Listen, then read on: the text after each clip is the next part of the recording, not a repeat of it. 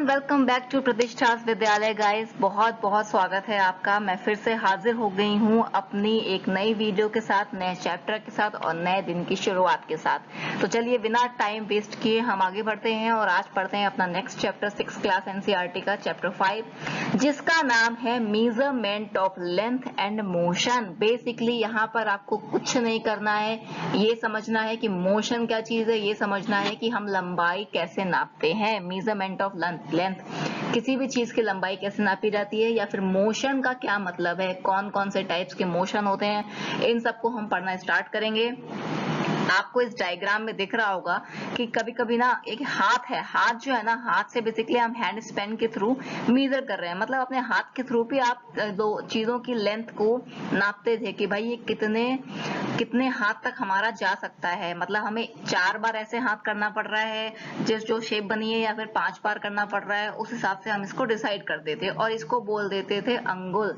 Basically ये पूरा का पूरा एक हैंड स्पेन होता है कि सॉरी ये पूरा का पूरा एक हैंड स्पेन होता है कि ये कितने हाथ का बना होगा। देखो, आपको एक इन्फॉर्मेशन देती हूँ जस्ट फॉर योर नॉलेज, आप इसको लिख भी सकते हैं फाइनल एग्जाम्स में अगर जरूरत पड़े, कि India has a rich history of measurement. Basically क्या होता है, हमारे यहाँ पहले इतिहास में या बहुत पहले जमाने में क्या होता था कि अलग अलग तरीके से लोग मेजरमेंट किया करते थे। पहले ना तो हमारे पास इंची टेप की कोई व्यवस्था थी, ना कोई और इंस्ट्रूमेंट था। हम क्या करते थे, अपने हाथ और पैरों का ही यूज करते थे भाई कुछ भी मेजर करने में। तो क्या होता है, यहाँ पे जो अंगुला का मतलब होता है हमारी उंगलियों की चौड़ाई को देखा जाता था कि कितने अंगुल तक। अभी जो आपने पीछे देखा बेसिकली हैंड स्पेन, वो एक तरह से उसका ही फॉर्म है। मल्टीपल्स ऑफ अंगुला, या फिर अंगुला मतलब जो हाथ है, हाथ की चौड़ाई को देख करके नापा करते थे। धनुषा, योजना, बेसिकली क्या था, इनके नाम याद कर लीजिएगा कि अंगुला, धनुषा एंड योजना बेसिकली कुछ यूनिट्स थे जो कि इंडियन एंशिएंट लिटरेचर में डिस्क्राइब्ड हैं मेजरमेंट के पर्पस से। इनके नाम बेसिकली इनके जो बेसिकली ये मेजरमेंट के पर्पस से इन अरेंजमेंट को या फिर इन व्यवस्थाओं को यूज करते थे हम, इस तरह के मेथड्स को यूज करते थे। अंगुला, धनुषा एंड योजना ये यूनिट्स हैं जो कि बेसिकली मेजरमेंट के लिए यूज की जाती थी। अब ये यूनिट्स कैसी हैं इसके बारे में हम आगे पढ़ेंगे। ये बेसिकली हाथ को ही मेजर करके करते थे आगे जा करके। तो अब पढ़ते हैं अंगुला क्या मतलब है। अंगुला तो अभी भी लोग, बहुत सारे टेलर के पास जाओगे ना आप, या कारपेंटर के पास जाओगे, बेसिकली क्या करते हैं, कभी कभी वो इंची टेप का यूज ही नहीं करते, वो सीधे हाथ को ही यूज करना स्टार्ट कर देते हैं किसी भी चीज को नापने के लिए। वो क्या है, बेसिकली उनका एक जल्दी का तरीका होता है कभी कभी, और उनका खुद का एक सेंस काम करता है वहां पर। तो चलिए अब हम बात करते हैं कि अंगुला का मतलब क्या था। बेसिकली उंगली की जो मोटाई होती है, एक अंगुला का मतलब उंगली की मोटाई की बात चल रही है। यहाँ पे एक उंगली की मोटाई की बात चल रही है, मतलब उसका एक अंगुला।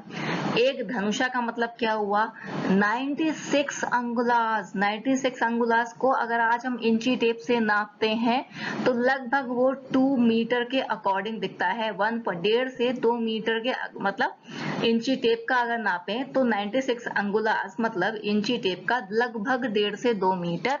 और ये 1.5 से 2 मीटर हुआ एक धनुषा। मतलब अंगुला से बड़ी है धनुषा यूनिट और धनुषा से बड़ी है योजना यूनिट। ये 3 यूनिट के नाम जरूर याद रखना, आ सकता है मल्टीपल चॉइस क्वेश्चन में भी। तो बेसिकली क्या है, एक अंगुला का मतलब हुआ जो फिंगर की थिकनेस है उसके बारे में बात चल रही है। एक धनुषा का मतलब हुआ 96 फिंगर की थिकनेस ले ली, मतलब 1.5 से 2 मीटर इंची टेप के हिसाब से। एक योजना का मतलब हुआ 8000 धनुषास।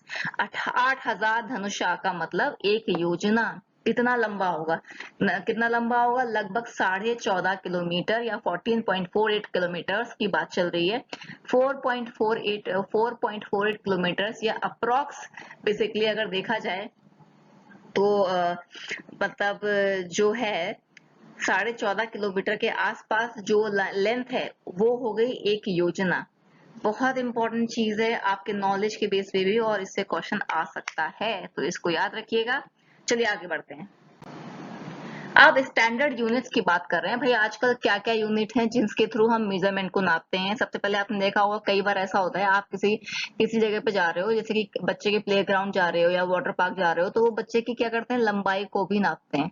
कि ये कितने सेंटीमीटर का हो गया है या कितने मीटर का हो गया है, मिलीमीटर, ये सब चीजें बेसिकली ये नापने के यूनिट्स हैं।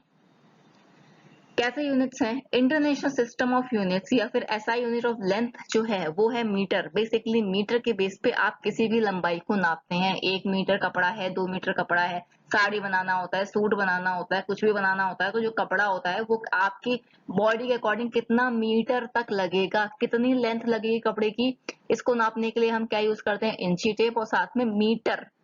मीटर इनकी यूनिट होती है जिसको हम बोलते हैं इसमें 2 मीटर कपड़ा है या 3 मीटर कपड़ा है, इस तरीके की चीजें बोली जाती हैं। दैट मीन्स ये मीटर के बारे में बात चल रही है। सिंबल क्या है इसका? एम है। अगर हम 1 मीटर को डिवाइड करें बेसिकली तो ये क्या हो जाएगा? 100 इक्वल डिवीजन में अगर हम डिवाइड कर दे तो सेंटीमीटर हो जाएगा। अगर आप देखा जाए तो 1 मीटर का मतलब होता है 100 सेंटीमीटर। जैसे कि अभी हम पहले पढ़ चुके हैं योजना, धनुषा और बेसिकली अंगुला, अंगुला, धनुषा और योजना के बारे में, कि एक अंगुला की बेसिकली 96 अंगुलास होंगी तो एक धनुषा हो जाएगा, 8000 धनुषा होंगे तो एक योजना हो जाएगा। ठीक उसी तरीके से आजकल मॉडर्न बेसिकली जमाने में क्या हो गया है कि मीटर और सेंटीमीटर, मिलीमीटर, ये सब लेंथ के एक यूनिट्स बन गई हैं, उनकी जगह ले लिए इन लोगों ने। तो 1 मीटर का मतलब हुआ आपको 100 सेंटीमीटर आप अगर कहीं पे देख रहे हो, इसका मतलब वो टोटल अप्रोक्स 1 मीटर है। ठीक है, तो 1 सेंटीमीटर को अगर हम डिवाइड करें 10 पार्ट्स में, मीटर को हमने 100 पार्ट में डिवाइड कर दिया तो सेंटीमीटर बन गया था। 1 सेंटीमीटर को 10 पार्ट में डिवाइड कर देंगे तो मिलीमीटर बन जाएगा। मतलब 1 सेंटीमीटर का मतलब हुआ 10 मिलीमीटर। कहीं पे भी मिलीमीटर में नापना हुआ अगर आपको दिख गया कि ये 10 मिलीमीटर तक है इसकी लेंथ, इसका मतलब ये 1 सेंटीमीटर है। समझ रहे हैं आप लोग? अब क्या हुआ? बहुत बड़ी बड़ी लंबी लंबी लेंथ को नापने के लिए हम बहुत बड़ी यूनिट का करते हैं यूज। भाई छोटी हमारे हाथ भर की यूनिट हो गई, इंची टेप तक की यूनिट हो गई, तो भाई वो हाथ भर की हुई, छोटी हो गई यूनिट, उसको तो हमने मीटर, सेंटीमीटर, मिलीमीटर में नाप लिया।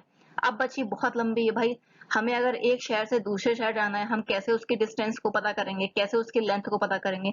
तो हम यूज करते हैं किलोमीटर को। जब भी लार्जर लेंथ की मीजरिंग की बात आती है तो हमेशा हम लार्जर यूनिट की बात करते हैं, मतलब किलोमीटर। किलोमीटर का मतलब हो गया 1000 मीटर दोस्तों। 1 मीटर मतलब 100 सेंटीमीटर, 1000 मतलब 1000 मीटर हो गया मतलब 1 किलोमीटर। ये बात ध्यान रखिएगा, जब भी आप मीटर में लंबाई नाप रहे हैं, इंची टेप को अगर आपने 1000 टाइम 1 मीटर में नाप लिया है, दैट मीन्स वो 1 किलोमीटर के बराबर हो गया। अब देखिए इसमें आपको पूरा दिख रहा है ग्राफ कि हमने 1 किलोमीटर का मतलब होता है 1000 मीटर, 1 मीटर का मतलब होता है 100 सेंटीमीटर, 1 सेंटीमीटर का मतलब होता है 10 मिलीमीटर बेसिकली। अब क्या होता है, आपके पास स्केल है, ठीक है, स्केल में भी आपने अगर नोटिस किया हो तो बहुत सी जगह पे काफी कुछ लिखा होता है इंचेस में। एक तरफ तो ये इंचेस में बना हुआ है, ठीक है, एक तरफ सेंटीमीटर में बना हुआ है। 1 इंच का मतलब हो गया, अगर आप सेंटीमीटर में नापेंगे तो 2.54 सेंटीमीटर। जहां पे भी आपकी लेंथ 2.54 दिखाए, समझ लेना कि वहां पे आप 1 इंच की बात कर रहे हैं। जहां पे भी आपकी लेंथ 2.54 सेंटीमीटर दिखाएगी, मतलब लगभग 2.5 सेंटीमीटर के आसपास, मतलब वो 1 इंच हो गई। और क्या होता है, अर्लियर डेज में इंच और फुट को बेसिकली मेजरमेंट के लिए नापते थे। खेतों में तो किसान पैरों का ही यूज करते हैं, हाथ से तो बेचारे जा नहीं पाएंगे कि पूरा खेत नापने के लिए, तो पैरों का यूज करते हैं। अब आपको ये भी बताएंगे कि करेक्ट वे क्या होता है मेजरिंग का। आप तिरछी इर्छी रख देंगे ना स्केल तो कभी आप प्रॉपर मेजरमेंट नहीं ले पाएंगे। आपको स्केल को सीधा रखना पड़ेगा, तब आप प्रॉपर मेजरमेंट उसका ले सकते हैं। अब बात करेंगे, अगर स्केल के एंड्स टूट गए हैं तो हम मेजर कैसे करेंगे? क्या होता है, अगर आपको जीरो मार्किंग क्लियर नहीं है स्केल में या उसके एंड्स को टूट गया है तो हम क्या करते हैं, बेसिकली 1 सेंटीमीटर से स्टार्ट कर देते हैं। समझ रहे हैं आप? 1 सेंटीमीटर से स्टार्ट कर देते हैं और बेसिकली क्या होता है कि जो बचा हुआ है उसको माइनस कर देते हैं। तो हमें क्या होता है कि ये समझ में आ जाता है कि एक्चुअल लेंथ कितनी होगी। जैसे कि मान लीजिए आपका जीरो का यहाँ पर स्केल जो है वो टूटी हुई है ना, आपने 1 सेंटीमीटर से नाप कर देखा तो जो जो जो चीज आप नाप रहे हैं वो पहुंच रही है 10.4 सेंटीमीटर तक, ठीक है। ये एक्चुअल लेंथ नहीं हुई। 10.4 centimetre is not actual length. क्यों? क्योंकि जीरो ब्रोकन है, एंड्स ब्रोकन है, हम जीरो से स्केल को नहीं नाप रहे हैं। जबकि नापने का तरीका ये कि आप जीरो से स्टार्ट करेंगे नापने का, तब आपको समझ में आएगा एक्चुअल लेंथ क्या है। 1 सेंटीमीटर से आपने नापना स्टार्ट किया, एक्चुअल लेंथ आपको समझ नहीं आएगी। आपको क्या करना पड़ेगा? 1 सेंटीमीटर से आपने नापा, 10.4 सेंटीमीटर तक आपने नापा, तो आप क्या करेंगे? 10.4 सेंटीमीटर से उस 1 सेंटीमीटर को सब्सट्रैक्ट करेंगे, माइनस करेंगे, then you will get the actual length of that material. Basically अगर आप बड़े से छोटे वाली लेंथ को माइनस कर देंगे तो आपको एक्चुअल लेंथ पता चल जाएगी, अगर वहां पर 0 सेंटीमीटर का कुछ भी ऑप्शन या फिर स्केल के एंड्स ब्रोकन है देन। आई होप ये क्लियर हो गया होगा। नहीं क्लियर हो मुझे कमेंट सेक्शन में जरूर बताना। I don't want any kind of mistake कि आपको याद नहीं या समझ नहीं आ रहा है। होना चाहिए, समझना ही है आपको ये चीज, बिकॉज ये चीज आपको सक्सेस बनाएगी जब आप साइंस को अंडरस्टैंड करेंगे, ऑब्जर्व करेंगे। अब बात करते हैं जो बच्चे देख नहीं सकते, विजुअली चैलेंज्ड बच्चे होते हैं, उनके लिए स्केल को कैसा बनाया जाता है। तो आप ध्यान रखिएगा, बेसिकली मार्किंग की जाती है, और रेज्ड मार्किंग मतलब गड्ढे गड्ढे से बना दिए जाते हैं, जिसमें कि वो हाथ रखकर फील कर पाते हैं कि ये कौन सा नंबर बना होगा या इस नंबर पे कौन सी चीजें होंगी, बेसिकली टच करके।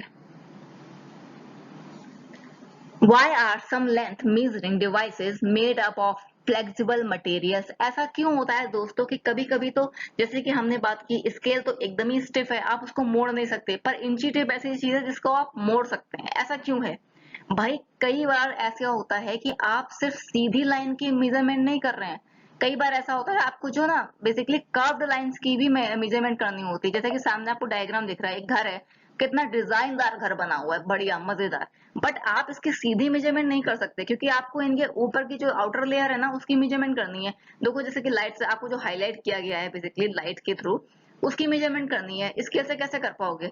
कहाँ कहाँ से रख पाओगे?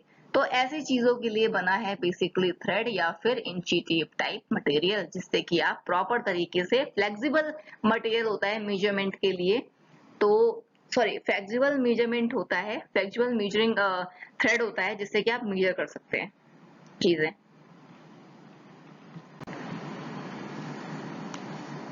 हाँ, the thread can then be straightened and its length can be measured using a meter scale. Basically, thread को हम मेजर कर सकते हैं। बेसिकली ऐसा भी कर सकते हैं कि आप पहले धागा लो, उससे पूरा नाप लो और उस धागे को सीधा रख दो और उसको इंची टेप से नाप लो। ये भी एक अच्छा इजी तरीका है।